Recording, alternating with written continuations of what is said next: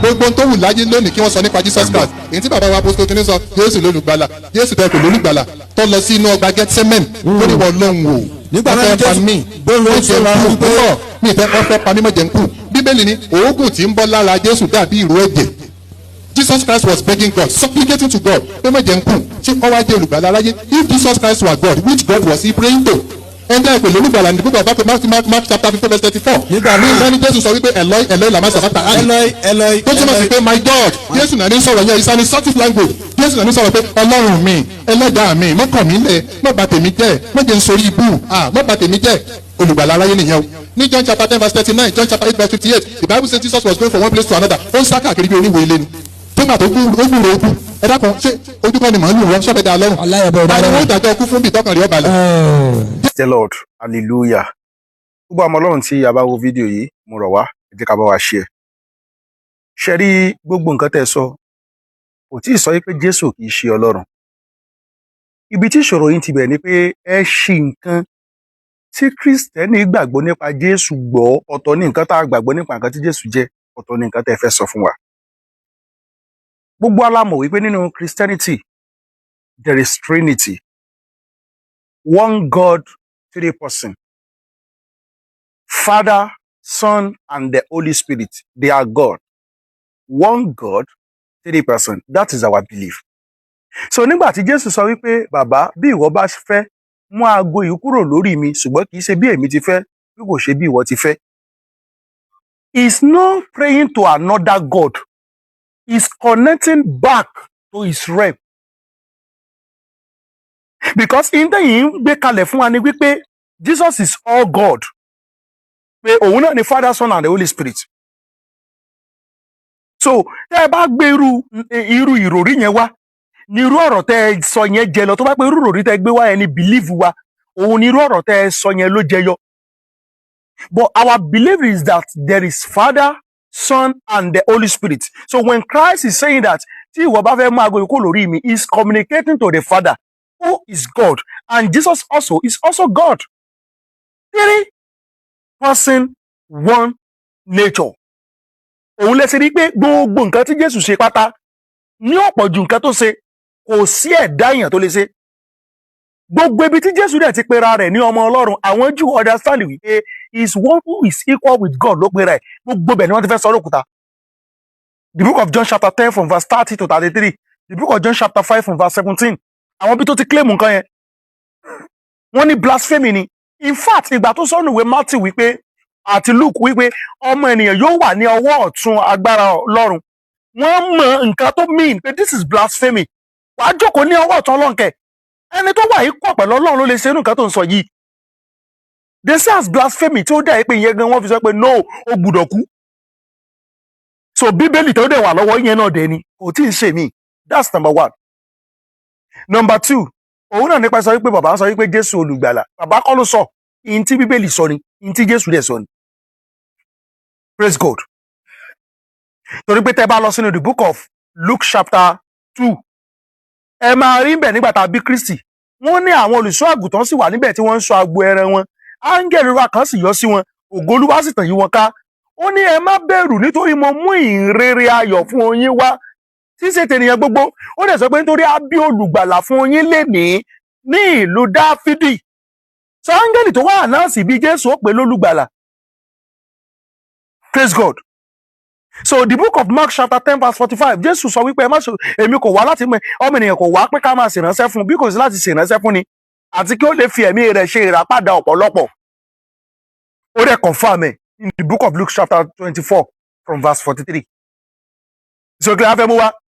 And lastly, ẹ̀yin tẹ̀ sọ wípé Jésù kò fẹ́ kú kò fẹ́ ṣe the same ẹ̀yin náà lè lọ lo ọ̀rọ̀ Jésù lò lórí igi àgbélébù pé Ọlọ́run mi ṣe tí wọ́n fi kọ̀ mí sílẹ̀. Tó túmọ̀ sí kó dórí igi àgbélébù yẹn mo dẹ̀ sọ wípé when he's talking this thing and he's saying this thing he's communicating to Israel. Kò tí ì sọ wípé kì í ṣe Ọlọ́run. Because that is his nature before he come in the flesh. Nǹkan tó jẹ́ nìyẹn kó tó wá nínú ẹran ara. So kí ni pọ́ìntì? Irọ́ lásán òun náà ló wà nínú ẹ̀sìn kò sí nǹkan kan bẹ́ẹ̀.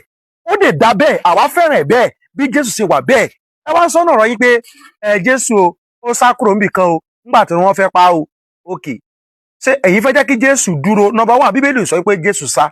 ó ní ó kúrò ńbẹ̀ ó sì lọ sí ibòmíì bí Jésù ṣẹ̀dẹ̀ máa ń ṣe ni anywhere tí attack bá ti wà á kúrò ńbẹ̀ á lọ sí ibòmíì ó dẹ̀ túmọ̀ sí pé kò ní padà wá bẹ̀ mọ́ ó sọ fún àwọn àpòsílẹ̀ pé lékílé tẹ báwọn tí wọn bá ti gbà yín ẹ máa lọ ẹ kúrò ńbẹ̀ ẹ lọ bòmíì so ẹ fẹ́ kí Jésù dúró kó lè da pààyàn bá ànábì ṣe ń pa àwọn èèyàn káàkiri àbí kílẹ̀ mí ṣebí kan tẹ fẹ́ try àti mú jáde nìyẹn pé bẹ́ẹ̀ mùsùlùmí ṣe máa ń pa àwọn èèyàn káàkiri o ẹlẹ́ǹṣe jihadi kí Jésù náà ṣerú ẹ̀ lórúkọ Jésù ọ̀pọ̀lọpọ̀ ò ní lọ. ẹ tí ì rí nǹkan kan ẹ wò ẹ máa rí ọ̀pọ̀lọpọ̀ nínú fídíò yìí evangelist Noah àti àwọn Islamic scholars lóríṣiríṣi bí wọ́n ṣe ń gbé àwọn èké wọn bí wọ́n ṣe ń gbé àwọn irọ́ wọn wá evangelist Noah ó ń tú àṣírí wọn ó ń tú àṣírí wọn so ẹ bá mi share fídíò yìí ẹ jókòó dáadáa ẹ jókòó dáadáa.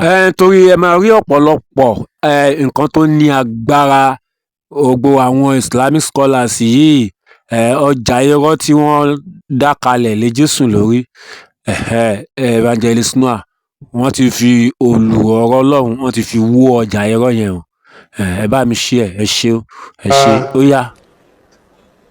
gbogbo fọ́múlà yín yé mi nínú old translation Yorùbá Quran kan ní Quran chapter 3 verse 55 wọ́n lo language pé èmi yóò pa ọ́ ibi tẹ́ ẹ fẹ́ mú wá nìyẹn ẹ jẹ́ ká lọ sí Miriam. iná ní ẹ farabalẹ̀ pé èmi yóò pa ọ́ 1955 èmi yóò pa ọ́ èmi yóò gbé wọ́ wá sí òkè now nínú èdè Lárúbáwá tí máa ń ṣàlàyé àwọn kankan fún yín kò ní yé yín ní ìgbà tí wọ́n máa ṣe àtúntẹ̀ translation elédè Yorùbá wọ́n make àwọn correction torí pé translation ni ìtumọ̀ rẹ̀ ó ní mo fi define pé Yorùbá gbà wípé ẹni tí a bá rí á gbà pé ó ti ṣe kíni ó ti kú ṣùgbọ́n nínú Islam gẹ́gẹ́ bí Ọlọ́run ti sọ wọn kan Jésù má gbélébù Ọlọ́run bá dara fún aláwọ̀ ilé agbé lọ sókè ni so Jésù òkú tẹ bá wá rí errors in that translation tẹ fẹ́ capitalize lé lórí àwa ti rí ṣáájú yín so tó bá yẹ pé bá wá gbọ́ èdè Lárúbáwá tá a fi ṣàlàyé tẹ́ fi understand pé Ọlọ́run sọ wípé agbé lọ sókè kò kú ni tẹ́ bá understand á wà ṣàlàyé yẹn fún yín tí ò bá wá yé yín kò wá sí bá ti fẹ́ ṣàlàyé ẹ̀ fún yín kò ní yé that is translation that is not original Arabic. Praise the Lord, hallelujah, amen. Gbogbo ẹ̀yin ọmọ Ọlọ́run tí ẹ bá wọn fídíò yẹn jẹ́ ká share ẹ máa sọ pé Jesus is the only way, Jesus is alive. Jésù kú ó sì jíǹde kí èmi àti yín ká bàa lè yè ó kú nítorí ẹ̀ṣẹ̀ wa. A sọ látẹnu àwọn wòlíì òun fún ara rẹ̀ sọ nígbà tó kú tó sì jíǹde òun náà tún sọ fún wa. Ṣé wàá rí ibi tí ìsùnkú mùsùlùmí ti wà ní wípé Muhammadu ṣe ọ̀pọ̀lọpọ̀ àṣìṣe ńlá kan àṣìṣe tó sì ṣe náà ni wípé àìmọ̀kànmọ̀kàn rẹ̀ ó fi kó bá ayé àwọn mùsùlùmí. Ṣé ẹ rí mo discover pé ibi agbé Jésù sókè tí àwọn mùsùlùmí ń lò wọ́n mọ̀ pé lẹ́yìn tí Kristi kú tó jíǹde la tó gbà á sókè ọ̀run. Ṣé pé tẹ́ bá lọ ka Acts of Apostles chapter 1 ẹ rí bẹ́ẹ̀ nígbà tá a gbé Kristi tí Kristi pa àwọn ọmọ èèyàn papọ̀ tó bá wọn sọ̀rọ̀ tó sì gòkè ọ̀run. Ẹ jẹ́ kí n kà fún wa. Now, ó ní nígbà tí verse 9 nígbà tó sì ti wí nǹkan wọ̀nyí bí wọ́n ti ń wò ó a gbé sókè àwọn sánmọ̀ sì gbà kúrò ní ojú wọn bí wọ́n sì tẹjú mọ́ ọ̀run bí ó ti ń re òkè kíyèsí àwọn ọkùnrin méjì aláṣọ àlà dúró létí ọ̀dọ̀ wọn tí wọ́n sì wí pé ẹ̀yin ará Gálílì èé ti ṣe tí ẹ fi dúró tí ẹ ń wo ojú ọ̀run Jésù náà yìí tí a gbé sókè kúrò lọ́wọ́ yín yóò padà bẹ́ẹ̀ gẹ́gẹ́ bí ẹ ti rí tí ń lọ sí ọ̀run. Ibi tí Muhammadu gbọ́ rè ó rò pé bóyá pé wọn ò pa Jésù ibi tó bóyá tó jí ká àbí tó sọ fún ibi tó gbọ́ rè tó rò pé wọn ò pa Jésù ló fi mọ ideology pé wọn ò pa o a kàn gbé lọ sókè ọ̀run ni whereas event yìí ṣẹlẹ̀ lẹ́yìn resurrection ẹ bá lọ wo Luke chapter 24 náà wá ti padà wá sórí ọ̀rọ̀ tí arákùnrin yìí sọ lórí pé àwọn old translation kan wà tí wọ́n sọ pé mi ò pa ọ́ pé wọ́n nínú translation Yorùbá pé wọ́n wá lo pé believe Yorùbá nípa ẹni tí wọ́n bá rí pé wọ́n ẹni yẹn ti kú ni ló jẹ́ káwọn ènìyàn translate ẹ̀bẹ̀ but wọ́n padà ṣe correction yìí irọ́ ńlá irọ́ tó tóbi báyìí irọ́ fẹ̀ǹfẹ̀ wo lẹ́ ń pa lẹ́nu yín nípa báwo ló ṣe jẹ́ rọ. Àwọn tó tún àyà yẹn wọn ò lo ideology Yorùbá fi tu wípé èmi ò pa ọ́ wọn ò lo ideology Yorùbá ṣé ẹ mọ̀ wípé nínú Arabic so ìyá Isa ìnímútàwà fíkà òun ni ó wà ń bẹ̀ ìwọ Isa èmi ò pa ọ́ so verb tó wà ń bẹ̀ tí ó jẹ́ tàwáfà ó wà ní other places nínú Quran tó mìíní pé kán gba ẹ̀mí èèyàn àbí kí èèyàn kú. Tẹ́ bá lọ wo nínú Quran chapter 39 verse 42, Quran chapter 16 verse 32, Quran chapter 4 verse 97. Bẹ́ẹ̀ tó wà ń bẹ́ẹ̀ náà jẹyọ láwọn àyà èmi náà tó dẹ̀ pé nǹkan tó ń túmọ̀ sí bẹ́ẹ̀ ni pé ká gba ẹ̀mí èèyàn kéèyàn kú. So òun ni àwọn tí wọ́n translate ibẹ̀ yẹn tó dẹ̀ pé tàwáfíkà tàwáfà ó súnmọ́ra wọ́n verb ẹ̀ wọ́n wò ókè nǹkan tó wà níbí náà òun náà ni wọ́n lọ lò nírú ibí náà òun náà ló papọ̀ ókè ó túmọ̀ sí pé kéèyàn kú ni wọ́n fi lò bẹ́ẹ̀. So àwọn Súnní àwọn ò gbà rárá pé Jésù kú rárá. Ìdí táwọn yẹn náà dẹ̀ ṣe lò bẹ́ẹ̀ ni pé tẹ́ ẹ bá lọ wo tẹ̀fsírì Kúrútùbí ẹ rí i pé Kúrútùbí mú different opinion àwọn scholars wá. Àwọn kan gbàgbọ́ wípé ó kọ́kọ́ kú fún bíi wákàtí mẹ́ta. Àwọn kan gbàgbọ́ wípé rárá o ó kú wọ́n kàn gbé lọ sókè. Àwọn kan gbàgbọ́ wípé ṣe ló sùn tí wọ́n wá gba ẹ̀mí ẹ̀. Àwọn kan gbàgbọ́ lórí ọ̀rọ̀ tó wá látọ̀dọ̀ Ibn Abbas pé inú wọ́n kàn gbé lọ sókè ni. So wọ́n kàn gbé lọ sókè yẹn ni Sunni dúró lé lórí Sunni Muslim dúró lé lórí. So lẹ́sẹ̀ nípa àwọn translation kan tẹ́ bá ń rí tí wọ́n ṣe wé kínní a kàn gbé lọ sókè yẹn wọ́n stand lórí opinion àwọn Sunni. Ṣé pé gbogbo Mùsùlùmí kọ́ ló agree pé Jésù òkú? Àwọn other Islamic sects àwọn kan believe òkú ó dẹ̀ ti lọ sọ̀rọ̀ pé ọ̀nà tó kàn gbà kú kàn yàtọ̀ ni. So wípé ideology Yorùbá ló wá fi tú báyìí irọ́ lẹ pa kò sí nǹkan tó ń jẹ́ pé ideology Yorùbá ni wọ́n lò. Nǹkan tí wọ́n rí ní àwọn àyà ibòmíì tó wà connected pẹ̀lú wọ́ọ̀lù tó ló bẹ́ẹ̀ ló mú kí wọ́n tú bẹ́ẹ̀. And we are not forcing you to believe that Jesus died and resurrected. But the truth is that ọ̀pọ̀lọpọ̀ yín ló máa sun ẹkún kíkorò lọ́jọ́ náà nítorí pé ẹ kọ̀ òtítọ́ àti ìgbàlà Ọlọ́run sílẹ̀ ní orúkọ Jésù àwọn onípadà nìyí. ẹ dákun ṣé ojúmọ́ ni màálù wọn ṣọ́bẹ̀ dá lọ́rùn. aláyẹ̀bẹ̀ ọ̀dà àwọn ìdájọ́ kú fún bìtọ́kàn rí ọ̀bàlẹ̀. Jésù sákàkiri ọmọlẹ́yìn Kristi kan wọ́n ló sọ wípé ẹ̀dúró Jésù ta sọ pé ìṣòro lóní ní sọ fún Jésù ọjà rí ọ̀tá mọ́ sọ fún Jésù ọkọ̀ gbógun tiẹ̀ sọ fún Jésù ọ̀fẹ́ láya sọ fún Jésù ó ní gbogbo ìṣòro ayé àdìmórí Jésù Jésù ta wá dìmọ́ nǹkan nígbà tí wàhálà dé Bíbélì ní Jésù wá sáwọn ọmọ ní gbangba láàrin àwọn Júù mọ́. kàyí sí Bíbélì ló sọ ó ní ó dé stage kan Jésù ò lè rìn ní gbangba mọ́ láàrin àwọn Júù ṣùgbọ́n ó ti bẹ̀rẹ̀ sí ìgbèríko kan tí ó súnmọ́ aginjù. Jésù wá wọnú aginjù àdánwò tí ó gbé ẹ̀yìn ìyá mi bàbá mi lọ́nú aginjù Ọlọ́run fẹ́ kárí. àmín. ẹnìkan ó lọ fẹ́ dàbí Jésù mo ní tí wọ́n fẹ́ dàbí Jésù ní bẹ́ẹ̀ ni mo ní ó rí àdánwò tí ó gbé ọ lọ́nú aginjù ní àfà kí ló ní tó bẹ́ẹ̀ kí ló dé mo ní tí wọ́n fẹ́ dàbí Jésù Jésù sì rí àdánwò ó sáwọn ọ̀nà ìwọ náà sáwọn ọ̀nà sàmì ó ní àwọn ènìyàn dàbí Jésù gbaná. Can you see? Ó tó di pé màá sàn kankan mo ní ìbéèrè méjì tí mo fẹ́ béèrè lọ́wọ́ arákùnrin yìí mo sì bẹ̀ ọgbà ẹ̀yin ọmọ Ọlọ́run wípé ẹ bá wa share ẹ máa sọ pé Jesus is the only way sí comment section gbogbo ẹ̀yin followers ọ̀pátá ẹ máa bá wa share God bless you. Ìbéèrè àkọ́kọ́ ni wípé ṣé bí ẹ ṣe máa ń sọ fún àwọn èèyàn tẹ́ máa ń ka Bíbélì tẹ́ máa ń fẹ́ sọ nípa Jésù tẹ́ ń tẹnu àbùkù báyìí ṣé ẹ máa ń sọ fáwọn èèyàn pé wọ́n sà sí ànábìrí tó sì ní ọdẹ orí?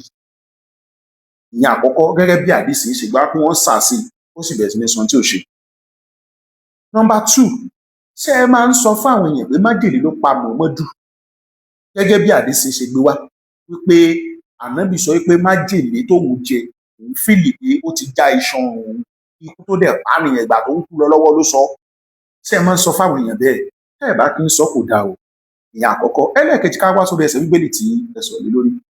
Jésù ò sá lọ ní igbó kankan. Ibi tẹ́ ẹ kóòtù gangan ní kájọ kà. Míì ní kabo míì.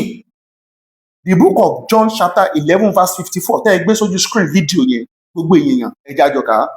Ó ní nítorí náà Jésù kò rìn ní gbangba láàrin àwọn Júù mọ́ ṣùgbọ́n ó ti ibẹ̀ lọ sí ìgbèríko kan tí ó súnmọ́ aginjù sí ìlú ńlá tí a ń pè ní Éfrémù níbẹ̀ ni ó sì wà pẹ̀lú àwọn ọmọ ẹ̀yìn rẹ̀.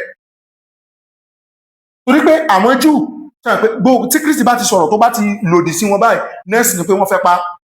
So Kristi yẹra fún wọn ó lọ sí ìgbèríko kan ìlú ńlá yẹn à ń pè ní Éfrémù. So ìlú yẹn ló súnmọ́ aginjù kì í ṣenú igbó.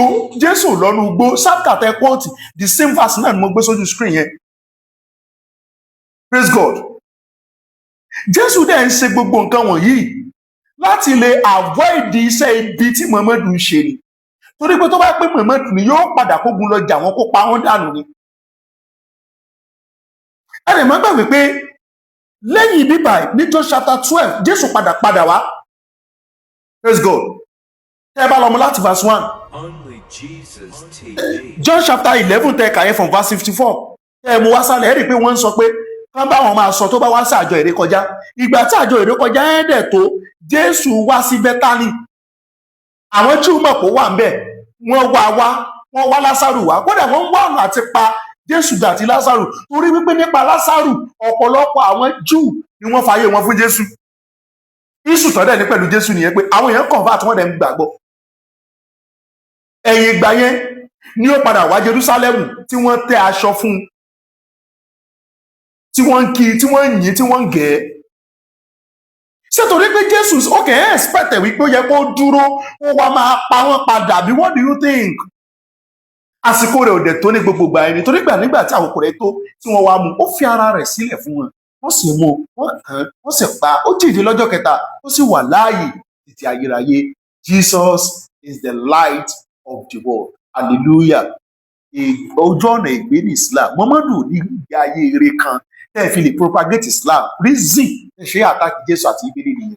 Lórúkọ Jésù ọ̀pọ̀lọpọ̀ òní lọ. wọ́n máa pa ẹni tí ọba kò ní Islam ṣé lóòótọ́ ní bẹ́ẹ̀ ní Islam pé tí a bá tẹ̀ bá jẹ́ mùsùlùmí wọ́n wá fún Islam wọ́n ní kí wọ́n pa bẹ́ẹ̀ lórílẹ̀‐èdè tó jẹ́ ti Islam bẹ́ẹ̀ ẹ wọ́n ní ó ṣòro gbọ́dọ̀ kèfèrí bó ṣe gbọ́dọ̀ ṣòro gbọ́dọ̀ nù ó gbọ́dọ̀ ṣòro torí pé kèfèrí ni sáfù rẹ̀ láìfẹ́ kèfèrí ìwọ lọ́wọ́ àánú màálẹ̀ ìwọ ni pòfẹ́sọ̀ wọn lẹ́kọ̀ọ́ àpèjúwe ẹ̀ ó náà ni pé wọ́n bá sáfù sọ́jà wọ́n ti fún ọ ní yúnífọ́ọ̀mù wọ́n ti gbọ̀ òṣìṣẹ́ ọwọ́ asálọ wọ́n bá gbọ́ ọ̀hún wọ́n kó dànù ni ẹgbọ́n mẹ́sìn ọ̀hún ládùn wọn ni ṣé ó lè lọ gbígbọ́dé gbọ́dọ̀ òṣìṣẹ́ sọ́jà mi ẹgbọ́n ọ̀gá ni wọ́n kí ọ̀ṣẹ́ mítẹ̀ kan wá ní mẹ́sìn ní àì kẹ́lẹ́ ni àyìnkan lásán wọlé wa bẹ́ẹ̀ fún ọ̀rọ̀ orílẹ̀-èdè wa ọ̀rọ̀ àṣírí àti fẹ́ sọ́ńbẹ̀ ọkọ̀ sọ pé òun ní máa wá ní tiẹ̀ mọ́ àti wá tẹ́lẹ̀ tẹ́lẹ̀ àwọn tó kí ọ̀ṣẹ́ tó sì jẹ́ kàṣírí tọ́nà wọn balẹ̀ àwọn pọ̀ tó wọn bá ti pọ̀ owó tó àṣírí títí gẹ́ni níbi tó jẹ mọ́ ọ̀dọ̀ ara wa kẹ́ẹ̀ fi wé àwọn ẹ̀kọ́ lóòótọ́ Islam bá tóbi tí kò bá sọ pé wọ́n pa ẹ̀ tó kéde fèrè àjẹmọ́ tó tóbi èdè wọn lọ sọ pé òun ní bá kankan ju Islam lọ ẹ bá gbọ́ ó lóun ní bá kankan ju Islam lọ ọwọ́ àwọn inú Islam ọwọ́ ajáde kó ń bẹ wọn ni kó wọn pa kún àmọ́ kì í ṣe orílẹ̀-èdè wa ẹ̀ ó lè gbé mùsùlùmí kéfèrè orílẹ̀-èdè tí ò ti sí ààyè fún ẹlòmíì ju mùsùlùmí lọ pẹ̀lú orílẹ̀-èdè wa orílẹ̀-èdè dáwà wọn máa pè orílẹ̀-èdè dáwà tọ́wájú kéfèrè ni ẹ̀sìn wá sí tọ́wájú lóun ò ṣe ìfilẹ̀ torí. Praise the Lord. Gbogbo àwọn ọmọ Ọlọ́run tí a bá wo fídíò yìí ẹ máa ṣí ẹ gan kílẹ̀ ní tó ṣu ẹ jẹ́ ká rí 1000 share ẹ dẹ̀ máa sọ pé Jesus is the only way. Ọ̀rọ̀ lẹ́gbọ́n lẹ́nu bàbá yìí wípé ẹnikẹ́ni tó bá fi Islam lẹ̀ ó lẹ́tọ̀ọ́ pé kán pa kán gbẹ̀mí lẹ́nu ẹ̀. Torí pé kí ni wọ́n ṣe ní kán pa torí pé yóò mọ àṣírí nípa Islam tó bá ti wá mọ àṣírí yẹn ó máa lọ tú níta so àṣírí kan dẹ̀ wà ní Islam tí wọ́n gbọ́dọ̀ wọ́n ta for that reason wọ́n tètè pa. À ń sọ yìí fún yín pé kóòtù ní Islam ó kì í ṣe bí mùsùlùmí sọ fún yín pé kò sí nǹkan tó máa ṣe Islam ní téèyàn bá filẹ̀ from the beginning nígbà tá à ń sọ̀rọ̀ yìí tá à ń mẹ́rìí wá nínú àdìsí wọn wípé ànábì ní ẹni tó bá fẹ̀sìn lẹ̀ kan pa gbogbo mùsùlùmí bẹ̀rẹ̀ sí ní bá wa jà bú mi soríṣiríṣi àwọn ọ̀rọ̀ òpùrọ́ ni mí kílé kan online ni mo ti mú àwọn reference torí ẹsẹ̀ ni pé I have to order some Islamic source hadith most authentic hadith in Islam hadith mo lè ní mi ní bóyá 3 mìdí ni ìkànnì mi ní most authentic Sunni hadith tó ń lò gbé àwọn ẹ̀rí lélẹ̀ mùsùlùmí ní irọ́ ni o but nísìn ẹnu wọn la ti ń gbọ́ yìí wọ́n sọ pé nílùú tó bá ti jẹ́ ìlú mùsùlùmí ṣe rí ìlú kan wà tó ń jẹ́ ìlú mùsùlùmí from the beginning wọ́n kọ́ńkà wọn láti sọ́dọ̀ ìlú mùsùlùmí ni Mẹ́kà àti Mẹ̀dínà ogun wọn fi kọ́ńkà ẹ̀ pátápátá ẹ wọ́n tẹ̀lé sọ pé Mẹ̀dínà Muhammadu lọ bẹ̀ ó lọ grow bẹ̀ ọ̀ Mẹ́kà fún ara ẹ̀ àtàwọn agbègbè ẹ̀ ogun ni wọ́n fi kọ́ńkà ẹ̀ tó fi dìlú mùsùlùmí so kí ni nǹkan tó dẹ̀ máa ṣe ni pé bọ́ ṣe ń ṣe jihad tá a ṣe ní wọn yẹn number one àwọn á gbé ṣẹ̀ríà wá ṣẹ̀ríà yẹn ó máa operate systematically láti dominate number two wọ́n á ṣe jihad láti kọ́ńkà ìlú yẹn kan sọ́dọ̀ ìlú mùsùlùmí tó bá ti wá sọ́ di bẹ́ẹ̀ wọ́n wá impose àwọn kí nìyẹn lé wọn lórí fully so anybody tó bá kúrò nínú ẹ̀sìn yẹn yóò mọ̀ yá wọn lára àti tètè pa torí pé ọ̀dọ̀ wa bíbà ṣàríà ò ṣiṣẹ́ bíbà nílẹ̀ Yorùbá ò ṣiṣẹ́ àwọn èèyàn ò gbà àwọn èèyàn pariwo àwọn èèyàn yarí òun lẹ́sẹ̀ rí pé irú nǹkan bẹ́ẹ̀ yẹn ò máa ṣẹlẹ̀ bí ẹ wá apá ọ̀dọ̀ àwọn kan ní nọ́ọ̀tì lọ́hùn káwọn nǹkan tójú wọn rí so ẹ̀sìn Islam ẹ̀sìn òfò ni ẹ̀sìn apààyàn ni ẹ̀sìn àwọn afi ẹ̀mí ṣòfò ni. Kí ni àṣírí tó wà nínú ẹ̀sìn yẹn táwọn èèyàn ò lè mọ̀? Christianity wà open, kò sí nǹkan tó wà hidden, kò sí nǹkan tó wà níbẹ̀ pé tó bá sí ní kankan pa ẹ̀ má lọ sọ níta. You can say whatever you like, you can say you are no more doing, that's not the problem. In the book of John chapter 6 from verse 60 we see where many people left Jesus.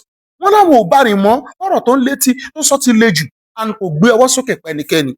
Alàgbà Pọ́ọ̀lù sọ pé nítorí pé Démà ti kọ̀ mí sílẹ̀ torí ó ń fẹ́ ayé ìsinsìnyí. Àgbọ́pọ̀ Alàgbà Pọ́ọ̀lù ní kó lọ pa Démà. Ọ̀pọ̀lọpọ̀ àwọn èèyàn ni ó fi àwọn àpòsí ilẹ̀ ni wọ́n fi Kristi lẹ̀, wọn ò dẹ̀ ní kó pa wọ́n. Àmọ́ ẹgbẹ́ ẹ̀sìn tẹ̀pẹ̀lẹ̀ sí àlàáfíà ló ṣe ń fi ẹ̀mí àwọn èèyàn ṣòfò. Ní orúkọ Jésù, a ò ní pàdánù ìjọba Ọlọ́run. Jesus is the only way. Jàmáà, gbogbo àwọn àyà tí àwọn kèfèrí ń lọ tọ́ka sínú Kùránì tí wọ́n fi sọ wípé ẹ wọ àyà Quran chapter kínní verse kínní ó ní ẹ máa pààyàn, ó ní ẹ máa pààyàn, irọ́ lẹ̀ ń pa. Tó bá ṣe wípé àyà yẹn ń tẹ́ tú sí yẹn dandan ní túmọ̀ rẹ̀ pé kí mùsùlùmí ọkàn máa pààyàn anyhow. Bá a ṣe ń practice ìrun kíkí, tá à ń practice àwẹ̀ gbígbà, tá à ń practice lílọ hajj, tá à ń practice zaka, bá a bá ṣe ti máa pa gbogbo ẹ̀yin tẹ́ ìṣe mùsùlùmí nù. Ká sọ wípé tí àyà yẹn wí ni pé ká kàbá pa yín. Bá a bá ṣe ti máa pa yín nìyẹn, ọwọ́ adijọ́ wo lẹ́rọ àwọn mùsùlùmí bá a ṣe dágàjọ́ ní jímọ̀ báyìí. Ó ní báyìí tẹ́lẹ̀ tí mùsùlùmí dágàjọ́ tí wọ́n ti bá a ṣe parí jímọ̀ mélòó, a gbọ́dọ̀ pa non-mùsùlùmí 50 lónìí. Ìjọ ò lè gbọ́ rí, ẹ lè gbọ́ nínú ọ̀rọ̀ Islam.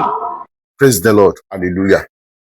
Èmi ò mọ ìdí tí àwọn èèyàn ṣe fẹ́ràn èké àti irọ́ ju kí wọ́n sọ òtítọ́ lọ.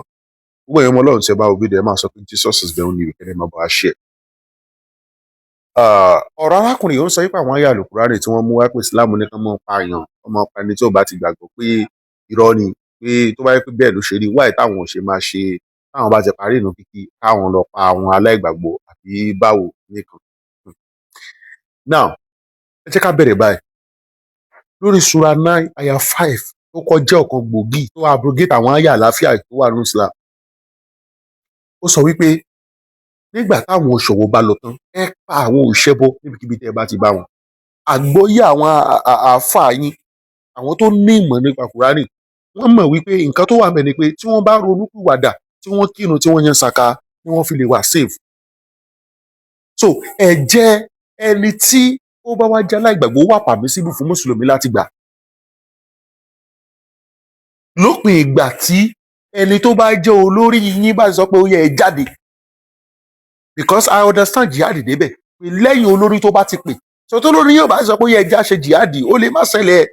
Àwọn tó ń ṣe tó jẹ́ Boko Haram tí wọ́n ń pa àwọn èèyàn, àwọn ISIS, àwọn àkídà, àwọn olórí tí wọ́n pà ní tiwọn, wọ́n ní kan ṣe ni. So tẹ́yìn Yorùbá ti ṣe ilẹ̀ Yorùbá torí pé ẹnu kayé ni àwọn èèyàn ò gbà ariwo pọ̀. Yorùbá ilẹ̀ mùsùlùmí ilẹ̀ Yorùbá àwọn òfin bẹ́ẹ̀ ṣe Islam bí Islam ṣe jẹ́, oníkálukú nífẹ̀ẹ́ mọ̀lẹ́bí wọn, ó ṣe bí àwọn òkè lọ́hùn. Another point ni wípé lórí Sura 9 aya 5 yẹn, Kútùbí sọ wípé àyà yìí kọ́ o, ó fún èèyàn ní ààyè, ó fún mùsùlùmí láàyè láti kọ́kọ́ jí wọn gbé kó tó pè wọ́n sínú ẹ̀sìn. Mi ìfẹ́ lo èdè òyìnbó ni, láti jí wọn gbé kó tó pè wọ́n sẹ́sìn. Ẹ bá lọ wo Sura 5 aya 54, ẹ̀yin mùsùlùmí gba àyà yẹn gbọ́ nínú àkídà àwọn mùsùlùmí pé prophecy ni. Ńgbà t'Ànábì kú, ẹ bá lọ tafsir Jalalain Tabari, Abubakar ìgbà t'Ànábì kú tí àwọn kan sọ pé àwọn ò ní san zaka mọ́, wọ́n dẹ̀ ń kírun, Abubakar mú wọn báyìí, ń pa wọ́n pàkópa, ń sọ wọ́n lẹ́là tókè, ń dáná sun wọ́n torí pé wọ́n rìvà, àwọn sọ pé àwọn ò ṣe mọ́. Bẹ́ẹ̀ pẹ̀lú náà ló ń bá àwọn èèyàn jà, àwọn tí ò gba ẹ̀sìn yẹn. Àwọn ibi tí wọ́n mú Turkey, Persia lẹ́ni, àwọn ìlú tí Islam dominate lẹ́ni, ṣe bí wọ́n gbé lọ́bẹ̀ pé ó yẹ gbà do or die ní tẹ́ ẹ̀ bá ti gbà ẹ̀ kù. Ẹ wá ń sọ ẹ kẹ pété yìí mùsùlùmí, ẹ wá kìnnì tán káàṣì kìnnì, ẹ mọ tó ṣẹlẹ̀ lórí ọ̀dọ̀ àwọn ará wa lókè lọ́hùn ní ká má fẹnu sọpọ́n. Wọ́n ṣe ń ṣe fáwọn tó ń ṣe kinní láàrin wọn. Èyí tó bá jẹ́ mùsùlùmí láàrin wọn gan tó lọ defend àwọn tó ń gbé kinní, wọ́n á rí bí mọ̀nàfìkì, wọ́n á rí bí sọ́bẹ̀sẹ̀lù, wọ́n sì palẹ̀ rẹ̀ mọ́ lórúkọ Jésù ọ̀pọ̀lọpọ̀ nílọ. Jesus is the Prince of Peace.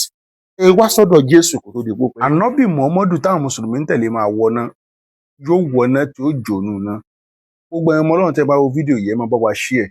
Èmi kọ́ mo sọ o, ẹja gbọ́ ọ̀rọ̀ látẹnu àfáà yìí, káwò bóyá Muhammadu ó padà wọná àbí kò ní wọná, ẹja gbọ́.